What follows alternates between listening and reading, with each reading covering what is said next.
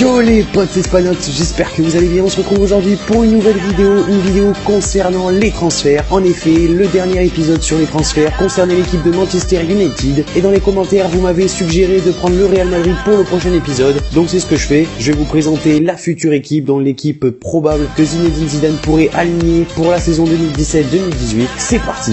Donc on commence au niveau des départs avec Pepe, donc c'est officiel. Pepe a signé du côté du Beşiktaş, donc il était en fin de contrat avec le Real Madrid, donc il pouvait s'engager avec l'équipe qui lui plaisait. Donc c'est vrai qu'on parlait pas mal du Paris Saint-Germain ces dernières heures. Cependant, c'est quand même Beşiktaş qui a réussi à signer le défenseur de 34 ans, portugais, Pepe. Donc bravo au Beşiktaş qui a quand même mis pas mal de moyens pour essayer de le convaincre afin qu'il rejoigne la Turquie plutôt que le Paris Saint-Germain, qui était quand même, on peut se le dire, beaucoup plus attrayant. Cependant, Pepe a fait le choix de la Turquie et de s'exiler un petit peu des grands championnats européens. Donc voilà pour Pepe qui a bien signé du côté du Beşiktaş. On poursuit maintenant avec un possible départ. Il s'agit de James Rodriguez, le joueur de 25 ans qui lui pourrait quitter le Real pour rejoindre le Paris Saint-Germain. On parle également un petit peu de Manchester United, mais ces dernières semaines, c'est vrai que c'est le Paris Saint-Germain qui semble être en pole position pour signer le joueur colombien. Donc on sait bien que James ne va pas continuer une autre année du côté du Real Madrid. Il va signer dans un nouveau club cet été, donc soit Manchester, soit le Paris Saint-Germain. Un club qui voudra aligner une belle somme parce qu'on sait que le Real Madrid vendra James pour une somme au-delà des 60 millions d'euros. Donc c'est deux clubs qui ont totalement les moyens financiers pour s'attacher les services du joueur colombien. Un autre possible départ, il s'agirait de Alvaro Morata, l'attaquant espagnol de 24 ans qui pourrait signer du côté de Manchester United. Donc c'est vrai que depuis quelques semaines on parle de son transfert du côté des Mancuniens depuis que Griezmann a annoncé qu'il ne quitterait pas l'Atlético Madrid cet été en raison de l'interdiction de recrutement de l'Atlético Madrid. Du coup c'est vrai que Manchester United est en train d'explorer pas mal de pistes en attaque. On a parlé de Lacazette, cependant il a signé du côté d'Arsenal. Pourquoi pas voir Morata évoluer en première ligue. On sait que du côté de la Serie A, il a fait de belles performances avec la Juventus Turin. Cependant, avec le Real Madrid et Zidane, il n'a pas eu énormément d'occasions pour jouer. Donc ce serait assez normal comme James Rodriguez de le voir signer dans un nouveau club. On passe maintenant avec un départ officiel. Il s'agit de Mariano Diaz, le joueur de 23 ans qui a quitté le Real Madrid pour rejoindre l'Olympique Lyonnais. Un transfert qui est autour des 8 millions d'euros pour le club français qui devra payer cette somme du coup au club du Real Madrid. Donc c'est un jeune joueur qui a également quand même pas mal de possibilités de progression. Donc c'est vraiment un bon joueur. Je pense que du côté de Lyon, il aura pas mal de matchs à se mettre sous la dent. Je pense que c'est un joueur, si on lui donne pas mal de confiance, il peut être vraiment très dangereux dans la surface de réparation adverse. Donc ça restera à voir. On pourra le suivre de très près en Ligue 1 avec l'Olympique Lyonnais. Puis au niveau du dernier départ, il s'agit de Cristiano Ronaldo, le joueur portugais de 32 ans. Donc on sait qu'il pourrait quitter le Real Madrid pour rejoindre un très grand club. On parle du Paris Saint-Germain, de Manchester United, même si bon, on sait que le Paris Saint-Germain aimerait vraiment l'attirer du côté de la France. Donc Cristiano Ronaldo, il a eu quelques problèmes, on sait, ces derniers temps du côté des fraudes fiscales. Donc il ne voudrait pas payer l'amende demandée par le fisc espagnol. Du coup, il souhaiterait quitter l'Espagne pour rejoindre un autre grand club qui est pourquoi pas le Paris Saint-Germain, voire même Manchester United. Donc c'est vrai que les supporters madrilènes sont un peu en train de s'agacer de cette situation puisque Cristiano Ronaldo ne donne aucune piste sur son avenir. Il ne dit pas s'il va prolonger ou s'il va quitter le Real Madrid. On passe maintenant au niveau des arrivées. Donc la première arrivée est officielle. Il s'agit de Jesus Vallejo qui va revenir de près de Francfort du côté du Real Madrid. Donc le jeune défenseur espagnol de 20 ans va suppléer Pepe qui est parti du coup au Beşiktaş comme on l'a vu précédemment. Donc bien sûr Vallejo a joué vraiment pas mal de matchs du côté de Francfort en Allemagne. Il a vraiment fait de très belles performances. Certains consultants de Bundesliga ont notamment dit qu'il était vraiment un des meilleurs défenseurs l'année dernière. Donc aux côtés de joueurs comme Boateng, voire même Mats Hummels. Donc c'est pour vous dire la qualité de Vallejo l'année dernière. Donc maintenant à voir comment il va s'intégrer du côté de la défense du Real Madrid avec des joueurs comme Ramos, Varane. Je pense que connaissant Zinedine Zidane, Vallejo aura quand même pas mal d'opportunités pour jouer et pour montrer ce qu'il sait faire. Un autre transfert officiel, il s'agit de Théo Hernandez, le joueur français de 19 ans qui lui quitte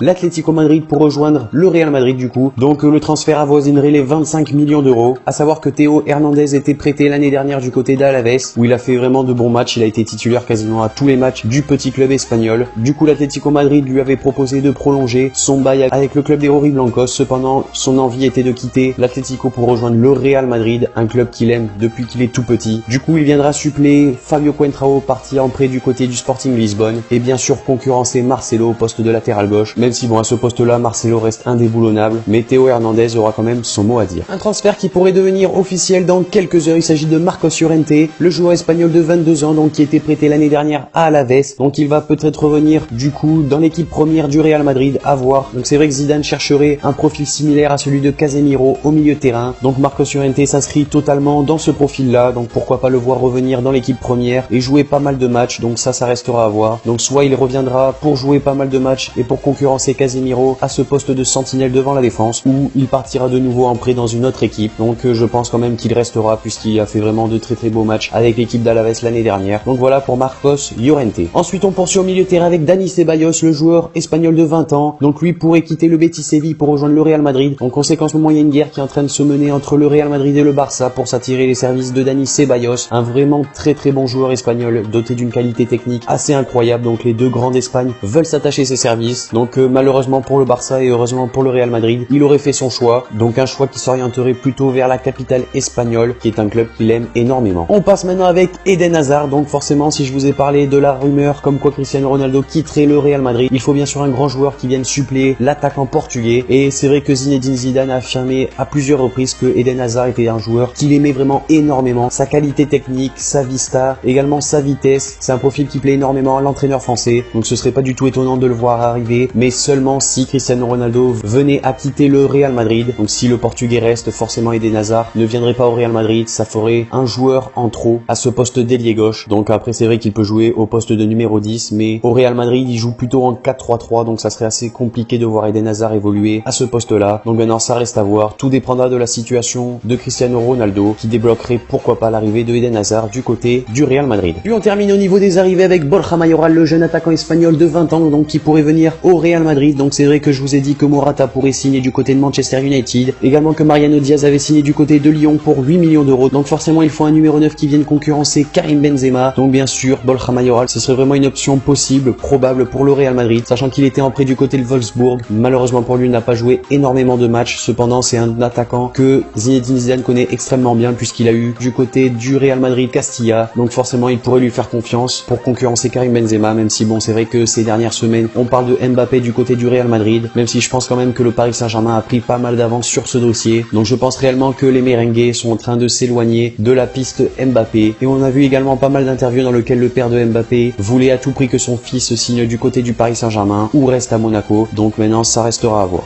Donc voilà les amis, cette vidéo sur la future équipe du Real Madrid version 2017-2018 est maintenant terminée. N'hésitez pas à me dire dans les commentaires ce que vous en avez pensé sur les différents départs et les différentes arrivées que je vous ai énoncées dans la vidéo. Également à lâcher le like et à me dire dans les commentaires la prochaine équipe que vous voulez que je prenne pour le prochain épisode. Et sur ce les amis, moi je vous dis à la prochaine pour une nouvelle vidéo, c'était Spanox. Allez salut tout le monde. Ma story il est pas fini, je suis qu'à 30% mais l'équipage en redemande. Où j'irai et marche dans les bacs. 1, 2, 13, double disque de platine n'est pas la rage. Ne me parlez pas de reposer. Dani envoie la prod, appelle Reda, j'ai des questions à déposer. Je te connais pas, tu me connais.